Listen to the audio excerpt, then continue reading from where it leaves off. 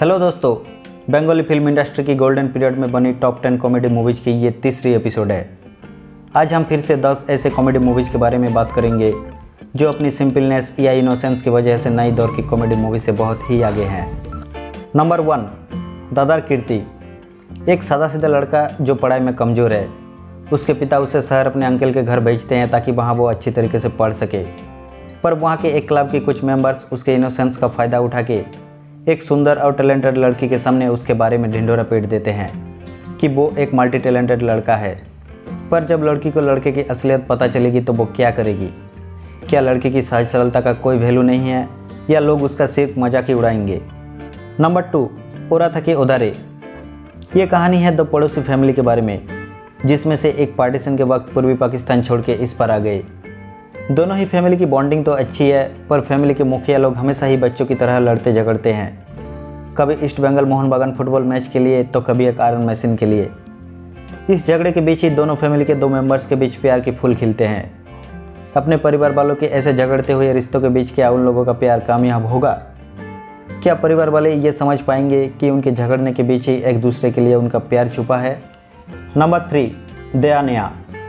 Music के प्रति passion के लिए अपने पिता से झगड़ के एक लड़का घर छोड़ देते हैं। दूसरे शहर में जाके दिन गुजारने के लिए एक अमीर आदमी के घर में वो ड्राइवर की नौकरी भी लेते हैं, पर उस लड़के को कहाँ मालूम कि वो अमीर आदमी और उसके पिता बचपन का दोस्त है। ऐसे में लड़का कब तक अपनी असलियत छुपा पाएगा? नंबर 4, स्वर्ग मर्तो। यमराज की गलती की वजह से दो अच्छे दोस्त लालू और चिंता मरने के बाद नर्क पहुँचते हैं। यमराज जब अपने गलती कबूल करते हैं तब वो लोग घर जाने के दौर पर नर्क घूमना चाहते हैं। उसके बाद जब वो लोग धरती वापस आए तो एक प्रॉब्लम हो गई।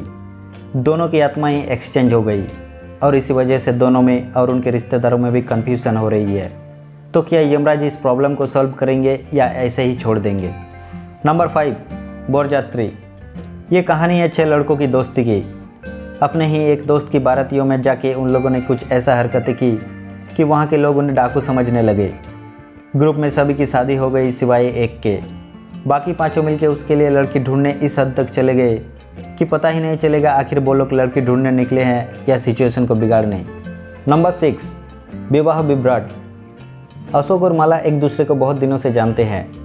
शादी के मंडप में जब लड़के वाले शादी के खिलाफ हो गए तब माला की इज्जत बचाने के लिए अशोक उससे शादी कर लेते हैं, पर अशोक के स्ट्रिक्ट पिता इस शादी के खिलाफ हो गए। पिता की डर की वजह से अशोक उसे अपने घर भी नहीं ले जा सकते। अपनी शादी को बचाने के लिए और ससुर को मनाने के लिए माला की अगली कदम क्या होगी? नंबर 7, नानी गोपालर बीए। नानी और मानसी एक दूसरे से प्यार करते हैं। मानसी का अंकल हैंडीकैप्ड है।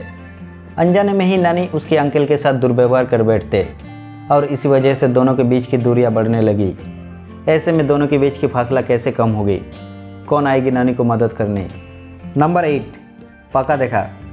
अपर्णा एक ब्यूटीफुल और टैलेंटेड लड़की है। उसके पिता एक पुलिस ऑफिसर है जिसने उसकी मर्जी के बिना ही उसकी शादी तय कर दी। इधर सगाई के एक दिन पहले ही अपर्णा गायब हो गई। उसके पिता उसे पूरे शहर में ढूंढा पर वो कहीं पे मिली नहीं। आखिर अपर्णा कहाँ पे छुपी होगी?